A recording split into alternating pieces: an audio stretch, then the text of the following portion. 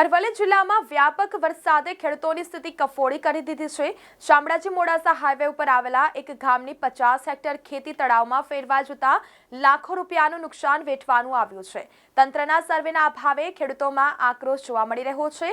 જોઈએ આ અહેવાલમાં। અરવલ્લી જિલ્લામાં ભારે વરસાદે ખેડૂતોની હાલત ખરાબ કરી દીધી છે। જિલ્લામાં પડેલા ભારે વરસાદે ડેમ અને તળાવો ઓવરફ્લો થયા હતા, જેનું નુકસાન ખેડૂતોને ચોમાસુ પાકનું નુકસાન તરીકે તો આપવું પડ્યું હતું, પરંતુ હવે શિયાળુ સિઝન પણ ખેતી ન થાય તેવી સ્થિતિ ઊભી થઈ છે। મોડાસા શામળાજી હાઈવે પર આવેલા મોટી ઇસરોલ ગામના 50થી વધુ ખેડૂતોની આજીવિકા બરબાદ થઈ ગઈ છે।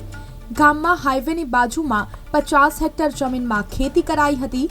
મગફળી, મકાઈ, ઘાસચારાની વાવણી કરવામાં આવતા પાક ખૂબ સારો દેખાતો હતો। ખેડૂતોની આશા હતી કે ચોમાસુ સિઝન ખૂબ સારી જશે, પરંતુ કુદરતે માત્ર 3 દિવસમાં 20 ઇંચ વરસાદમાં સ્થિતિ પલટી નાખી અને હવે ખેડૂતો આગામી 2 થી 3 મહિના સુધી પોતાના ખેતરોમાં જઈ નહીં શકે એવી સ્થિતિ ઊભી થઈ છે। હાઈવેની બાજુમાં આવેલા 2 તળાવો ઓવરફ્લો થતા ખેતરો પણ તળાવ બની ગયા છે અને મગફળી અને મકાઈનો પાક સંપૂર્ણ નાશ થઈ ગયો છે। અને મારા મોટી ઇસરોલ ગામની અંદર મારી જે તળાવને અડીને 4 વીઘા જમીન આવેલી છે, એમાં આજે બધું જ પાણી ફરી વળેલું છે। તેમ છતાંય આજે કોઈ પણ રાજ્ય કક્ષાએ કે જિલ્લા કક્ષાએ કે તાલુકા કક્ષાએથી કોઈ પણ અધિકારી અહીંયા આવ્યો નથી કે મોટી ઇસરોલ ગામમાં કેટલું નુકસાન છે।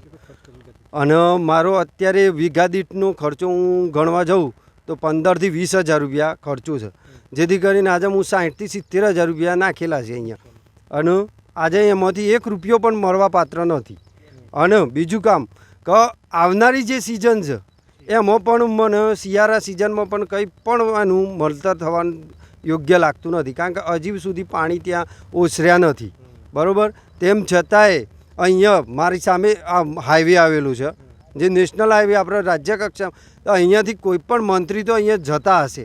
એવું નથી કે અહીંયાથી કોઈ મંત્રી કે આ તે નહીં જતા હોય ને આ મોટી ઇસરોલ ગામમાં નજર નહીં પડી હોય, એવું તો બન્યું જ નહીં હોય।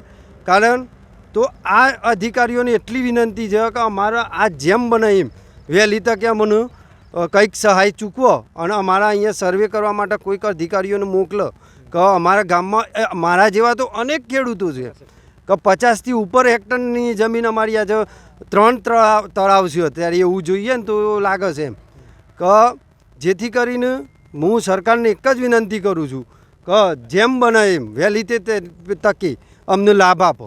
અમારા ગામની અંદર તળાવનું પાણી અતિશય વરસાદથી આજુબાજુના ખેતરોમાં પાણી વધુ ભરાઈ ગયું છે, એટલે મગફળીનો પાક ખલાસ થઈ ગયો છે અને મગફળી હજી દેખાતી નથી।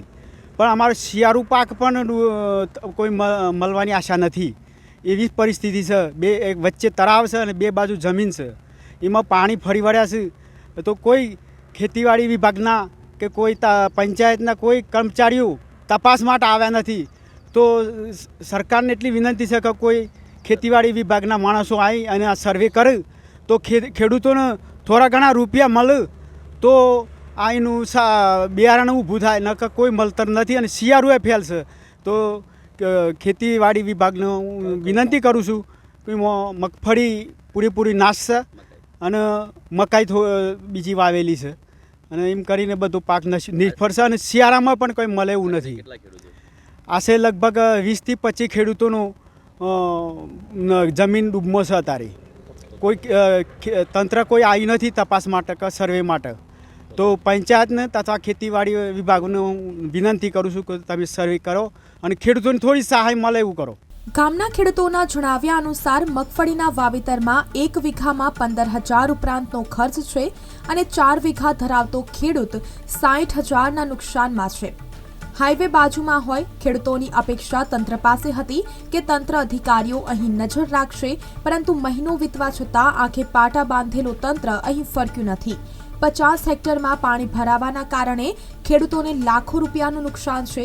ખેડૂતો ઈચ્છી રહ્યા છે કે ખેતીવાડી વિભાગ, ગ્રામ પંચાયત તેમની મદદે આવે અને સર્વે કરી સહાય આપે। હાલ તો સ્થિતિ એવી બની છે કે મગફળીના પાકમાંથી નીતરતા પાણી ખેડૂતોના આંસુઓ જેવા દેખાય છે। સંપૂર્ણની સહાય અને નિષ્ફળ ખેતી ખેડૂતોની હિંમત તોડી રહી છે। જે મોટી ઇસરોલ તળાવની 2 બાજુ જમીન અત્યારે પાણી વશ થઈ ગયેલી છે, 1 મહિનાથી વરસાદ પડ્યો પણ પાકનો નાશ થઈ ગયો છે અને હવે મકાઈ મગફળીનો પણ નાશ છે અને 2 સિઝન પણ અમારી પાક મળે એવો નથી અને કોઈ પંચાયત કે ગામ સેવક કે કોઈ સરકારી તંત્રમાંની જિલ્લામાંની પણ કોઈ ફરક્યું નથી અને આ હાઈવે ઉપર કેટલાય અધિકારીઓ જતા હશે આવતા જતા નજર પણ નાખી હશે પણ કોઈ તંત્ર જાગ્યું નથી અને અમારે ખેડૂતો એટલા ઈચ્છીએ છીએ કે વેરાસરથી અમને સહાય મળે એવું અમે ઈચ્છીએ છીએ. બ્યુરો રિપોર્ટ અરવલ્લી સમાચાર મોડાસા.